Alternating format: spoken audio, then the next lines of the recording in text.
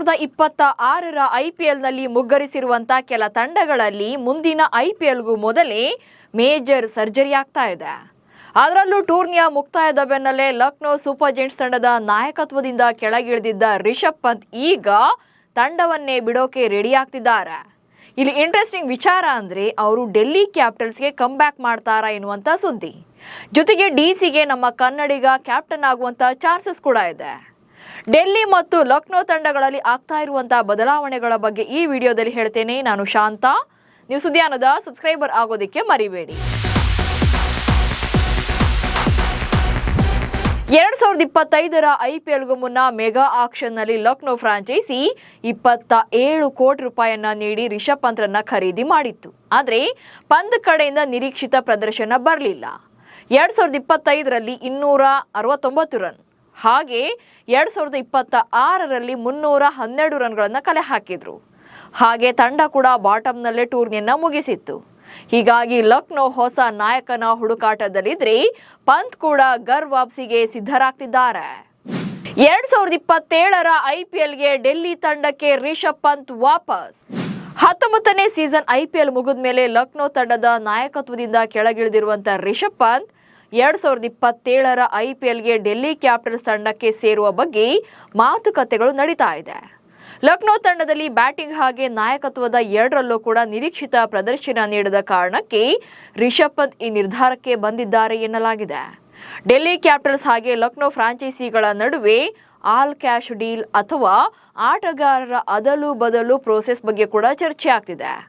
2016ರಿಂದ 2024ರವರೆಗೆ Delhi capitals ತಂಡದಲ್ಲಿದ್ದಂಥ Rishabh Pant captain ಆಗಿ ಕೂಡ ಮುನ್ನಡೆಸಿರುವಂಥ ಅನುಭವ ಇದೆ. ಹೀಗಾಗಿ ಅದೇ ತಂಡಕ್ಕೆ ಮರಳೋಕೆ ತುಂಬಾನೇ ಇಂಟ್ರೆಸ್ಟ್ ಅನ್ನ ತೋರಿಸಿದ್ದಾರೆ. ಆದ್ರೆ ಡೆಲ್ಲಿ ಗರ್ ವಾಪಸಿ ಮಾಡ್ತೀನಿ ಅಂದ್ರೂ ಕೂಡ ಕ್ಯಾಪ್ಟನ್ಸಿಯನ್ನ ನಿರಾಕರಿಸಿದ್ದಾರೆ ಎನ್ನಲಾಗಿದೆ. ನಾಯಕತ್ವದ ಪ್ರೆಷರ್ನಿಂದ ಮುಕ್ತರಾಗಿ ಕೇವಲ ತಮ್ಮ ಬ್ಯಾಟಿಂಗ್ ಹಾಗೆ ವಿಕೆಟ್ ಕೀಪಿಂಗ್ ಕಡೆಗೆ ಫೋಕಸ್ ಅನ್ನ ಮಾಡೋಕೆ ಪಂತ್ ನಿರ್ಧಾರ ಮಾಡಿದ್ದಾರೆ. ಹೀಗಾಗಿ ಡೆಲ್ಲಿಗೆ ಬಂದ್ರೂ ಕೂಡ ನಾಯಕತ್ವ ಪಡೆಯಲ್ಲ. ಹೀಗಿದ್ರೂ ಕೂಡ ಪ್ರಸ್ತುತ ಅಕ್ಷರ್ ಪಟೇಲ್ ಮುಂದಿನ ಸೀಸನ್ಗೆ ನಾಯಕತ್ವದಿಂದ ಕೆಳಗಿಳಿಯುವಂತ ಚಾನ್ಸಸ್ ಕೂಡ ಇದೆ. ಕೆಎಲ್ ರಾಹುಲ್ಗೆ ಒಲಿಯುತ್ತಾ ಕ್ಯಾಪ್ಟನ್ಸಿ.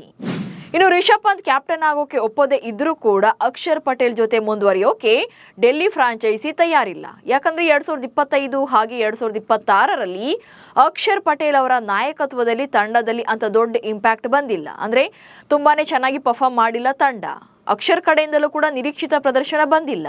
ಹೀಗಾಗಿ ಕೆಎಲ್ ರಾಹುಲ್ಗೆ ಹೊಣೆಯನ್ನ ನೀಡೋಕೆ ನೋಡ್ತಿದ್ದಾರೆ. ಆದರೆ 2025ರಲ್ಲೇ ನಾಯಕತ್ವವನ್ನು ನಿರಾಕರಿಸಿರುವಂಥ ಕೆಎಲ್ ರಾಹುಲ್ ಈಗ ಕ್ಯಾಪ್ಟನ್ಸಿಯನ್ನು ಒಪ್ಪಿಕೊಳ್ತಾರಾ ಅನ್ನೋದ್ರ ಬಗ್ಗೆ ಅನುಮಾನಗಳಿವೆ. ಹೀಗೆ ಡೆಲ್ಲಿಯಲ್ಲಿ ನಾಯಕತ್ವದ ಚರ್ಚೆ ನಡೀತಾ ಇದ್ರೆ ಅತ್ತ ಕುಲ್ದೀಪ್ ಯಾದವ್ ಲಕ್ನೋ ತಂಡವನ್ನ ಸೇರುವಂತ ಸುದ್ದಿ ಹರಿದಾಡ್ತಿದೆ. ಡೆಲ್ಲಿ ಪರ ಸದ್ದು ಮಾಡದ ಕುಲ್ದೀಪ್ ಯಾದವ್. ಎಡಗೈ ಸ್ಪಿನ್ನರ್ ಆಗಿರುವಂತಹ ಕುಲ್ದೀಪ್ ಯಾದವ್ ಕಳೆದ ಕೆಲ ವರ್ಷಗಳಿಂದ ಭಾರತ ಪರ ಪ್ರಮುಖ ಸ್ಪಿನ್ನರ್ ಆಗಿದ್ದಾರೆ.